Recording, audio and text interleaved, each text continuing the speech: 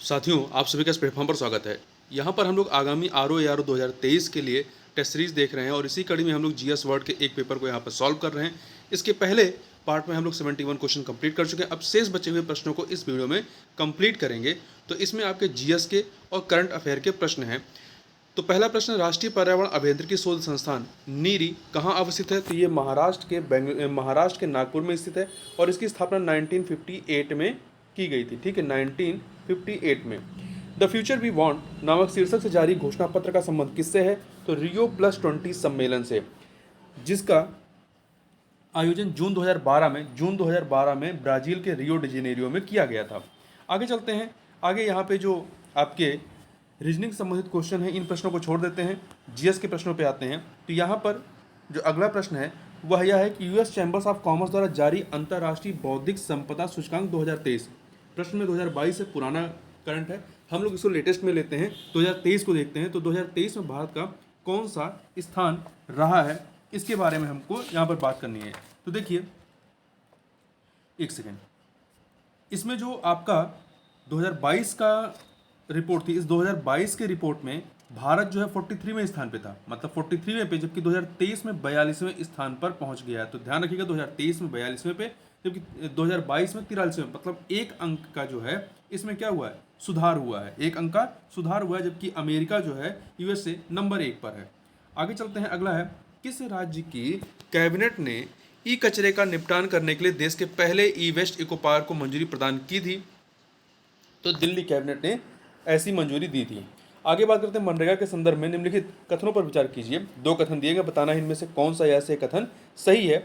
मनरेगा के लिए लोकपाल ऐप को अमित शाह ने लॉन्च किया था। तो ये कथन आपका जो है वो सही नहीं है, क्योंकि इस ऐप को जो है केंद्रीय ग्रामीण विकास और पंचायती राज मंत्री गिरिराज सिंह ने लॉन्च किया था फरवरी 2022 में। ठीक है, यह ऐप ई गवर्नेंस की ओर एक कदम है जो लोकपाल को पारदर्शी और जवाबदेह तरीके से अपने कर्तव्यों का पालन करने में मदद करेगा। तो यहाँ पर पहला गलत है, दूसरा सही है। इस प्रश्न को आप इस तरीके से भी याद रखिएगा कि मनरेगा में कहीं सुधार पूछा जाता है तो मनरेगा के लिए लोकपाल ऐप, या यदि यह पूछा जाए कि लोकपाल ऐप किससे संबंधित है, तो ये मनरेगा की कार्यप्रणाली में सुधार करने के लिए लाया गया है। आगे बात करते हैं। हाल ही में जल शक्ति अभियान कैच द रेन 2023, यहाँ पे 2022 था, हम लेटेस्ट 2023 को देखते हैं। तो 2023 का अभियान का शुभारंभ किसने किया? देखिए, इस अभियान का शुभारंभ जो है राष्ट्रपति के द्वारा किया जाता है। तो वर्तमान में जो राष्ट्रपति द्रौपदी मुर्मू हैं, इनके द्वारा इसका शुभारंभ किया गया है। ठीक है, तो यहाँ पे पुराने राष्ट्रपति का नाम है, वर्तमान में द्रौपदी मुर्मू जी हैं, तो द्रौपदी मुर्मू जी के द्वारा किया गया, जबकि 2022 का जो है वो तत्कालीन राष्ट्रपति रामनाथ कोविंद के द्वारा किया गया था। ठीक है, आगे चलते हैं। और इसको जो है 2018 में प्रारंभ किया गया था। भारतीय प्रतिभूति और विनिमय बोर्ड सेबी की पहली महिला अध्यक्ष कौन बनी है? तो माधवी पुरी बुच। ठीक है, वर्तमान में माधवी पुरी बुच जो हैं ये सेबी की महिला अध्यक्ष हैं या अध्यक्ष हैं। दुनिया की पहली प्लांट वेस्ट कोविड-19 वैक्सीन कौन सी है? तो यह आपकी कोवीफेंज है। कौन सी है? कोवीफेंज है। ठीक है, कनाडा दुनिया का पहला ऐसा देश है जिसने प्लांट वेस्ट कोविड-19 वैक्सीन बनाया है, जिसका नाम कोवीफेंज है।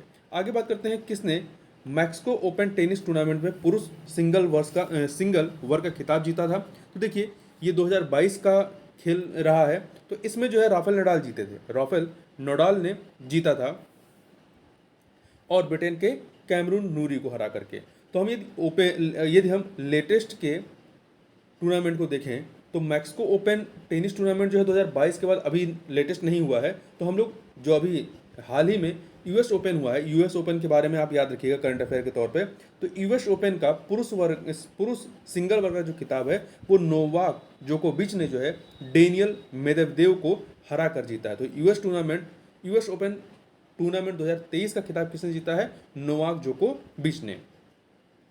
यहाँ पर जो पुराने करंट अफेयर हैं उसको मैंने नए करंट अफेयर से बदलने का प्रयास किया है।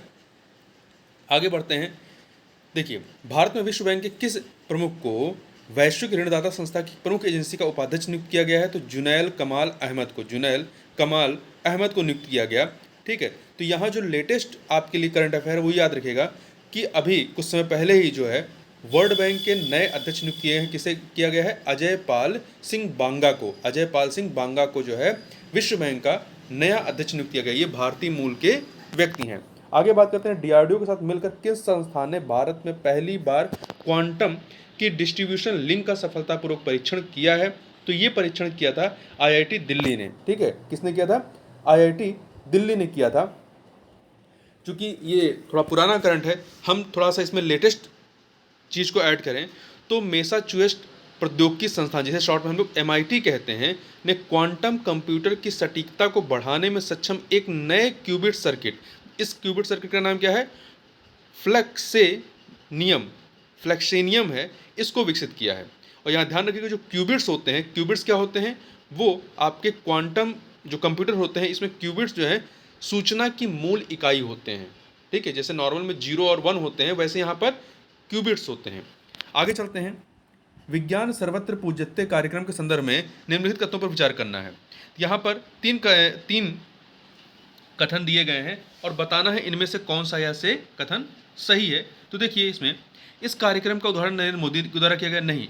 इस कार्यक्रम का उदाहरण फरवरी 2022 में तत्कालीन राष्ट्रपति रामनाथ कोविंद के द्वारा किया गया था, उस समय जो राष्ट्रपति थे। ठीक है, तो पहला कथन गलत है। दूसरा, छात्रों को दैनिक उपयोग की वस्तुओं के वैज्ञानिक ज्ञान की ओर आकर्षित करने के उद्देश्य विज्ञान सर्वत्र पूज्यते कार्यक्रम शुरू किया गया था। इस कार्यक्रम का उद्देश्य वैज्ञानिक सिद्धांतों का प्रचार करना भी है। तो यहाँ ध्यान रखिएगा, आपके लिए यहाँ जरूरी यह याद रखना कि विज्ञान सर्वत्र पूज्यते कार्यक्रम किससे संबंधित है? तो ये स्कूली छात्रों से संबंधित कार्यक्रम है। अब यहाँ पर थोड़ा सा हम लोग लेटेस्ट करंट अफेयर को देखें, चूंकि ये पुराना था तो हम लोग लेटेस्ट को ऐड करें। तो सरना संहिता के बारे में, सरना धार्मिक संहिता है, इसके बारे में अभी लेटेस्ट जो सितंबर में खबर आई कि झारखंड सरकार जो है वो आदिवासियों की जो धार्मिक मान्यता से संबंधित सरना संहिता है उसको मान्यता देने पर विचार कर रही है। जो यहाँ के आदिवासी हैं जो सरना संहिता को मानते हैं, वे अपने आप को हिंदू नहीं मानते हैं। ठीक है, वे प्रकृति पूजक होते हैं। वे प्रकृति पूजक में 3 चीज़ों पे सबसे ज़्यादा जोर देते हैं, जल, जंगल, जमीन। ठीक है, उनके जो 3 मूल तत्व हैं वो है जल, जंगल, जमीन। तो आप ध्यान रखिएगा, सरना संहिता कहाँ संबंधित है? झारखंड से। आगे बात करते हैं, हाल ही में राष्ट्रपति रामनाथ कोविंद ने कहाँ पर, वर्तमान में रामनाथ कोविंद ये नहीं है, द्रौपदी मुर्मू हैं, तो ये पुराना है, तो आरोग्य वनम का उद्घाटन किया गया। कहाँ पर इन्होंने किया था? तो इसका उद्घाटन जो है राष्ट्रपति भवन जो दिल्ली में, वहाँ पर आरोग्य वनम का उद्घाटन किया गया है। यह ध्यान रखिएगा, आरोग्य वनम कहाँ पे है? तो राष्ट्रपति भवन दिल्ली में है। अब थोड़ा सा हम लोग इसको यहाँ पर करंट का एक क्वेश्चन जोड़ें, तो आप ध्यान रखिएगा कि कोनोकार्पस ब्रिज के बारे में, ये जो है एक आक्रामक मैंग्रोव प्रजाति है, मतलब जो दूसरे जो पेड़ पौधे हैं उनको नुकसान पहुंचाती है। तो कोनोकार्पस ब्रिज, इस जो आक्रामक मैंग्रोव प्रजाति है, गुजरात सरकार ने इसको लगाने पर प्रतिबंध लगा दिया। ध्यान रखिएगा कि कोनोकार्पस ब्रिज क्या है और इस पर किसने प्रतिबंध लगाया, ये दोनों चीज़ें आप याद रखिएगा। ये सितंबर 2023 का घटनाक्रम है। अगला है 36वां सूरजकुंड अंतर्राष्ट्रीय शिल्प मेले 2023 का थीम राज्य या केंद्र शासित प्रदेश कौन सा है? यहाँ पे 2022 का, हम 2023 का बात करते हैं। तो इसमें थीम राज्य या केंद्र शासित प्रदेश जो है वो है 8 उत्तर पूर्वी राज्यों को थीम राज्य के रूप में घोषित किया गया। देखिए, इसमें एक थीम राज्य होता है, एक सहभागी राष्ट्र होता है। तो सहभागी राष्ट्र के रूप में जो SCO है, संघीय सहयोग संगठन, इसको सहभागी राष्ट्र के रूप में शामिल किया गया, जबकि 8 उत्तर पूर्वी राज्यों को थीम राज्य के रूप में इसको इंक्लूड किया गया। आगे चलते हैं, अगला है centre for science and environment द्वारा जारी स्टेट फॉर एनवायरनमेंट रिपोर्ट 2023 में भारत को कौन सा स्थान रहा है? तो भारत को 121वां स्थान रहा है। तो यहाँ पर हम लोग थोड़ा सा एक करंट अफेयर और याद रखिएगा आप कि 53वां जो दादा साहब फाल्के पुरस्कार है, ये 53वां दादा साहब फाल्के पुरस्कार 2021 के लिए दिया जा रहा है, वर्ष 2021 के लिए दिया जा रहा है। तो यह पुरस्कार किसे दिया गया है? मतलब 53वां, इसकी घोषणा अभी हाल ही में सितंबर में की गई है, वहीदा रहमान जी को। ठीक है, अभिनेत्री वहीदा रहमान जी को देने की घोषणा की गई है। और ध्यान रखिएगा, दादा साहब फाल्के पुरस्कार जो है वो 1969 से देना प्रारंभ किया गया है। आगे बात करते हैं, राष्ट्रीय मूल्यांकन और प्रत्यानयन परिषद NAAC की कार्यकारी समिति के नए अध्यक्ष कौन हैं? देखिए, पहले भूषण पटवर्धन थे, इन्होंने मार्च 2023 में इस्तीफा दिया। उसके बाद से वर्तमान में अनिल सहस्त्रबुद्धि जो हैं NAAC अर्थात राष्ट्रीय मूल्यांकन और प्रत्यानयन परिषद के अध्यक्ष हैं। आगे बात करते हैं महिला और बाल विकास मंत्री स्मृति ईरानी। महिला और बाल विकास मंत्री स्मृति ईरानी ने कहाँ पर निम्हांस के सहयोग से स्त्री मनोरक्षा परियोजना का शुभारंभ किया है? तो इसका शुभारंभ जो है इनके द्वारा कहाँ पर किया गया है? बेंगलुरु में। तो ध्यान रखिएगा कि स्त्री मनोरक्षा परियोजना के बारे में, इस परियोजना का लक्ष्य क्या है? देश भर में 6000 वन स्टॉप केंद्रों के पदाधिकारियों को मानसिक स्वास्थ्य प्रशिक्षण प्रदान करना है। ठीक है, तो इस बात को, यह प्रशिक्षण इसलिए दिया जाएगा ताकि पदाधिकारी ऐसी महिलाओं के साथ संवेदनशीलता से काम कर सकें। तो कहां पर इसको प्रारंभ किया गया है? इसका शुभारंभ बेंगलुरु, कर्नाटक के बेंगलुरु में। ठीक है, अंतर्राष्ट्रीय दूरसंचार संघ दक्षिण एशिया के लिए अपना एक क्षेत्रीय कार्यालय और नवाचार केंद्र कहाँ पे स्थापित किया है? तो यह स्थापना नई दिल्ली में की गई। कहाँ पर? नई दिल्ली में। अगला है, किस मंत्रालय द्वारा 2 विशेष पहल संभव और स्वावलंबन की शुरुआत की गई है? तो संभव और स्वावलंबन जो है ये एमएसएमई मंत्रालय, सूक्ष्म लघु और मध्यम उद्यम मंत्रालय के द्वारा प्रारंभ किया गया है। ठीक है, तो इसके बारे में याद रखिएगा कि किसके हैं? एमएसएमई जो मिनिस्ट्री है उसके द्वारा प्रारंभ की गई योजना है। अगला है, भारत और किस देश के बीच द्विपक्षीय समुद्री अभ्यास स्लाइनेक्स, तो ध्यान रखिएगा स्लाइनेक्स 10 का, यहाँ पे 9 की जिक्र है, हम लोग लेटेस्ट 10 की बात करते हैं। तो 10वां या 10वां संस्करण जो 2023 में आयोजित किया गया। कहाँ पर किया गया? तो श्रीलंका के कोलंबो में किया गया, 3 से लेके 8 अप्रैल 2023 के मध्य में। ठीक है, तो ध्यान रखिएगा स्लाइनेक्स भारत और श्रीलंका के मध्य द्विपक्षीय समुद्री अभ्यास है। आगे बढ़ते हैं, क्वेश्चन नंबर 102 देखते हैं। स्टडी इन इंडिया मीट 2023 के संदर्भ में निम्नलिखित कथनों पर विचार कीजिए। इसका आयोजन कोलंबो श्रीलंका में किया गया जाएगा? नहीं, इसका आयोजन जो है कहाँ पर किया गया? बांग्लादेश के ढाका में। ठीक है, 2022 में भी बांग्लादेश के ढाका में हुआ था, 2023 में भी बांग्लादेश के ढाका में हुआ था। और दूसरा, पहला कथन गलत होगा, दूसरा, भारतीय उच्चायोग द्वारा आयोजित कार्यक्रम का उद्घाटन बांग्लादेश के शिक्षा मंत्री डॉक्टर दीपू मोनी और बांग्लादेश में भारत के उच्चायुक्त, वर्तमान में यहाँ पे जो उच्चायुक्त हैं वो हैं प्रणय वर्मा। ठीक है, विक्रम दोराई स्वामी जो हैं ये 2022 में थे, 2023 में वर्मा, इस साल जो इसका आयोजन किया गया है उसमें उच्चायुक्त कौन रहे हैं? प्रणय वर्मा रहे हैं। और वर्तमान में विक्रम दोराई स्वामी जो हैं कहाँ पे हैं? यूके के हैं, इंग्लैंड के जो हैं ये उच्चायुक्त हैं। आगे चलते हैं, भगवान बुद्ध की भारत में सबसे बड़ी सैन्य मुद्रा प्रतिमा का निर्माण कहाँ किया जा रहा है, जिसका उद्घाटन फरवरी 2023 में होना था, अभी हुआ नहीं है? तो ये बिहार के बोधगया में स्थापित किया जा रहा है, बिहार के बोधगया में। ठीक है, आगे चलते हैं, और इसकी यह जो प्रतिमा है 100 फीट लंबी और 30 फीट ऊंची होगी। आगे चलते हैं, केंद्रीय गृह मंत्री अमित शाह ने किस राज्य में 33% सरकारी नौकरियों में महिलाओं के आरक्षण देने की घोषणा की? तो किसको की थी 2022 में? तो त्रिपुरा में की थी। अब थोड़ा सा हम लोग लेटेस्ट करंट अफेयर ध्यान रखिएगा, सितंबर 2023 का ये डेटा है। नासा का ओसिरिस रेक्स, जो इसका मिशन रहा है नासा का ओसिरिस रेक्स कैप्सूल वेनु जो क्षुद्र ग्रह रहा है वहाँ से सैंपल लेकर पृथ्वी पर वापस लौटा है सितंबर 2023 में। तो ध्यान रखिएगा ओसिरिस रेक्स जो मिशन है किससे संबंधित है, इसके बारे में। आगे बात करते हैं, प्लास्टिक प्रदूषण से निपटने के लिए 5वीं संयुक्त राष्ट्र पर्यावरण सभा का आयोजन कहाँ किया गया? तो इसका आयोजन जो है आपका केन्या के नैरोबी में, तो केन्या के नैरोबी में किया गया था। ठीक है, अब थोड़ा सा यहाँ पर हम लोग जो लेटेस्ट करंट अफेयर है सितंबर 2023 का उसको देख लेते हैं, नीलगिरी ताहर के बारे में। तो देखिए अभी हाल ही में क्या हुआ कि तमिलनाडु और केरल सरकार जो है नीलगिरी ताहर की गणना के लिए जो है कार्य करने वाली है, यहाँ इसकी गणना प्रारंभ करने वाली है। हम थोड़ा सा नीलगिरी ताहर के बारे में बात करें कि नीलगिरी ताहर जो है ये पश्चिमी घाट का स्थानिक जीव है या पशु है, और ये जो है नीलगिरी ताहर आपका तमिलनाडु का राजकीय पशु है। आगे बात करते हैं, नेपाल की किस ट्रांसजेंडर कार्यकर्ता को इंटरनेशनल वुमेन फॉर करेज पुरस्कार से सम्मानित किया गया? तो भूमिका श्रेष्ठ को। किसको? भूमिका श्रेष्ठ को। अब यहाँ पर थोड़ा सा एक करंट का डेटा और लेते हैं सितंबर 2023 का, कि वीरांगना दुर्गावती टाइगर रिजर्व ये मध्य प्रदेश का 7वां और भारत का 54वां राष्ट्रीय उद्यान टाइगर रिजर्व है। ध्यान रखिएगा, अभी तक भारत में 53 टाइगर रिजर्व थे, 54वां टाइगर रिजर्व जो है वो वीरांगना दुर्गावती टाइगर रिजर्व है, जो कि मध्य प्रदेश का, और ये मध्य प्रदेश का 7वां टाइगर रिजर्व है। और ये जो है आपका मध्य प्रदेश के नरसिंहपुर, सागर और दमोह, ये भोपाल से कुछ किलोमीटर की 20 से 25 किलोमीटर की दूरी पड़ता है। यहाँ 3 जिलों में, नरसिंहपुर, सागर और दमोह में ये विस्तारित है। आगे बढ़ते हैं। कौन सा राज्य मिशन इंद्रधनुष के तहत 90.5% पूर्ण टीकाकरण कवरेज की सूची में सबसे ऊपर है?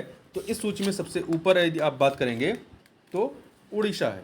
ये आपका पुराना डेटा है, ठीक है। जो नया डेटा, इसके बारे में याद रखिएगा कि जो लेटेस्ट डेटा है उसके तहत 6 राज्य और केंद्रशासित प्रदेश, 6 राज्य केंद्रशासित प्रदेशों ने जो है 100% पूर्ण टीकाकरण जो है वो हासिल कर लिया है। और अभी वर्तमान में जो है वो सघन मिशन इंद्रधनुष 5.0 जो है अगस्त 2023 में लॉन्च किया गया है। आगे बात करते हैं, भाषा सर्टिफिकेट सेल्फी अभियान किस मंत्रालय ने शुरू किया है? तो इसको शिक्षा मंत्रालय ने शुरू किया है, एक भारत श्रेष्ठ भारत के तहत। तो ध्यान रखिएगा, भाषा सर्टिफिकेट सेल्फी अभियान किसका है? शिक्षा मंत्रालय का। एक भारत श्रेष्ठ भारत के तहत इसका प्रारंभ किया गया। ये जो भाषा संगम पहल है जिसके तहत इसको किया जा रहा है, इसको जो है 2021 में शुरू किया गया था। हाल ही में किस मंत्रालय द्वारा ग्रामीण स्वरोजगार प्रशिक्षण, rural self employment training institute RSETI की शुरुआत की गई है? तो इसकी शुरुआत जो है ग्रामीण विकास मंत्रालय के द्वारा किया गया। ध्यान रखिएगा कि ग्रामीण स्वरोजगार प्रशिक्षण कार्यक्रम किसका है? ग्रामीण विकास मंत्रालय का। किस संगठन ने प्रदूषणकारी वस्तुओं के आयात पर विश्व का पहला कार्बन डाइऑक्साइड उत्सर्जन शुल्क लगाने का फैसला किया था? तो ये किया गया था यूरोपीय संघ के द्वारा। आगे बात करते हैं, किस दशक से भारत की जनसंख्या वृद्धि दर में निरंतर घटने की प्रवृत्ति दिखाई देती है? तो ये आपका 1971 से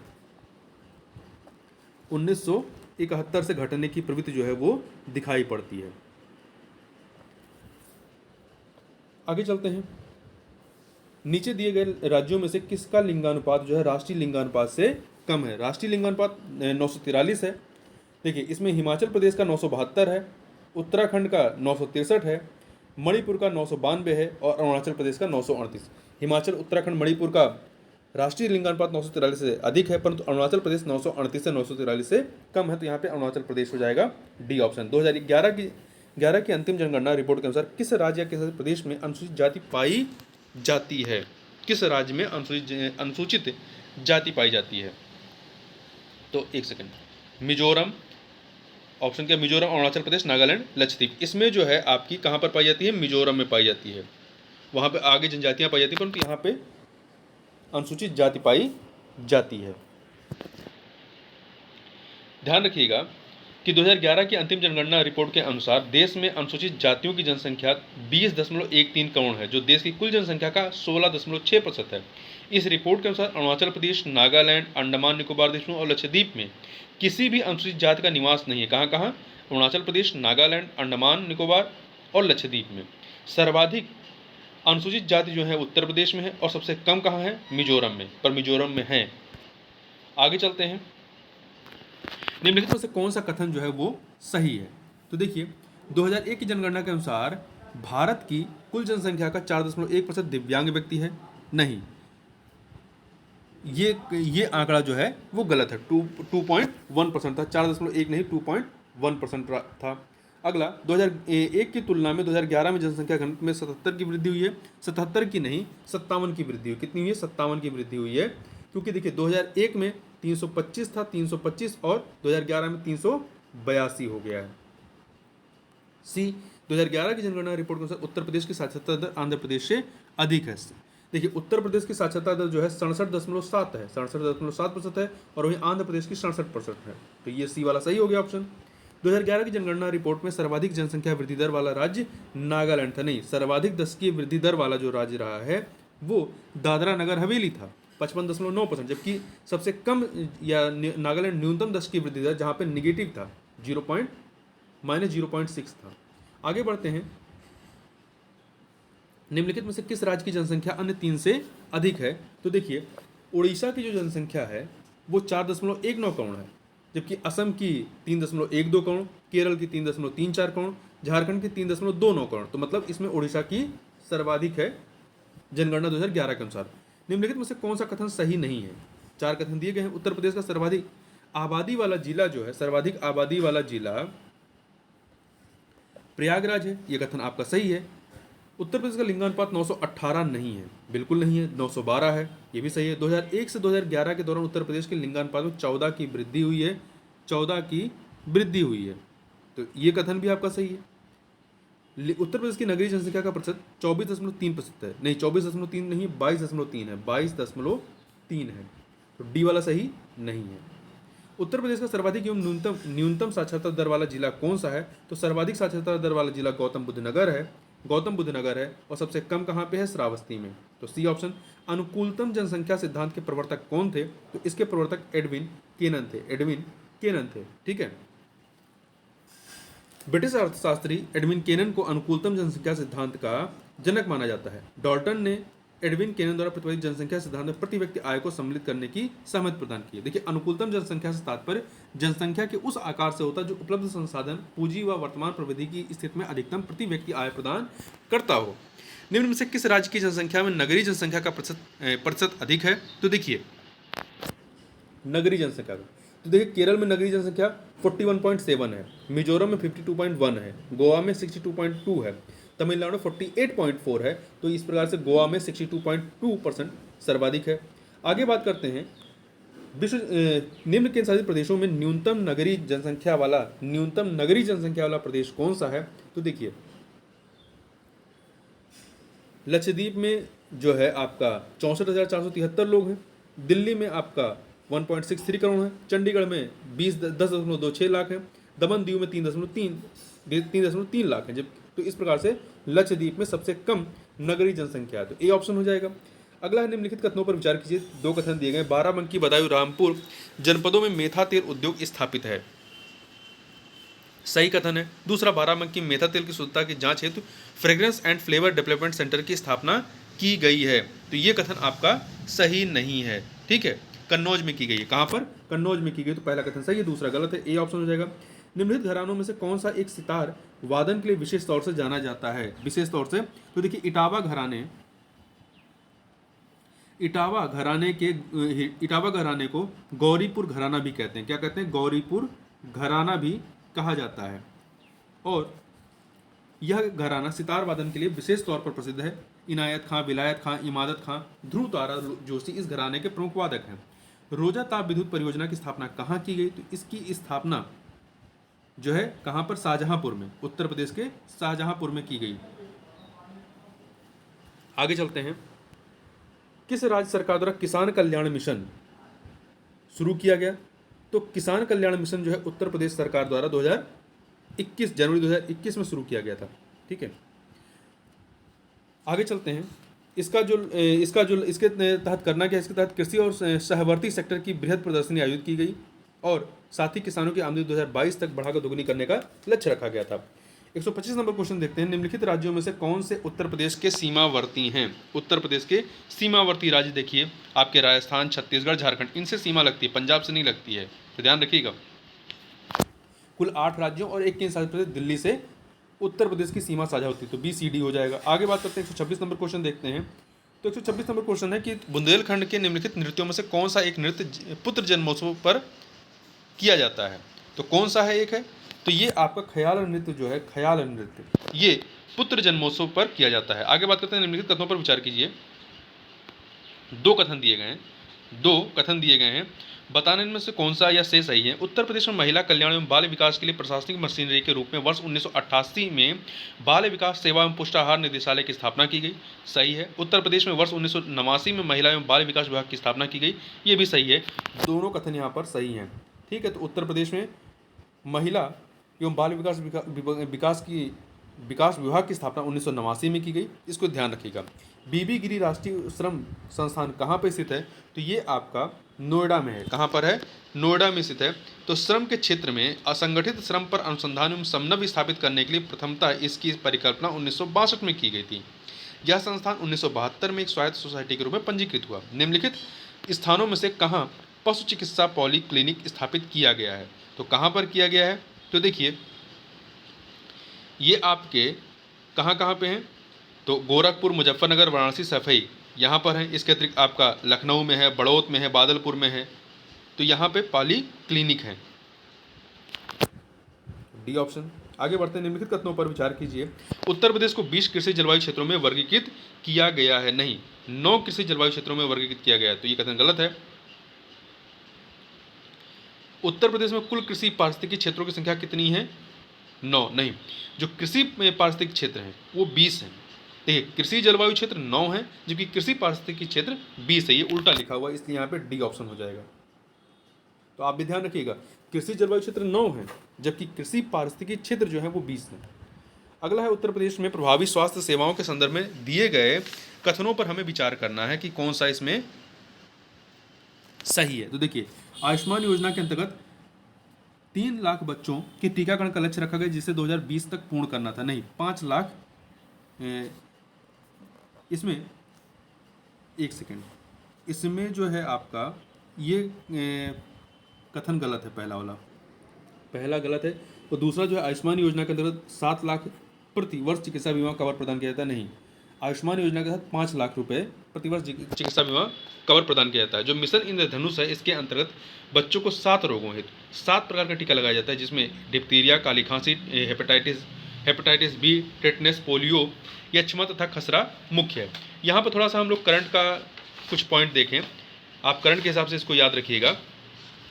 एक सेकेंड, कि उत्तर प्रदेश में सघन मिशन इंद्रधनुष 5.0 प्रारंभ किया गया अगस्त 2023 में, ध्यान रखिएगा, अगस्त 2023 में सघन मिशन इंद्रधनुष 2023 लॉन्च किया गया है। इसके तहत 3 चरणों में 75 जिलों में पूर्ण टीकाकरण 0 से 5 वर्ष के बच्चों के लिए प्राप्त किया जाएगा। आगे बढ़ते हैं, 1911 में लखनऊ में स्थापित कला एवं शिल्प महाविद्यालय के किस प्राचार्य को महाविद्यालय का सूर्य कहा गया? तो ये किसे कहा गया? एक सेकंड, ये सुधीर रंजन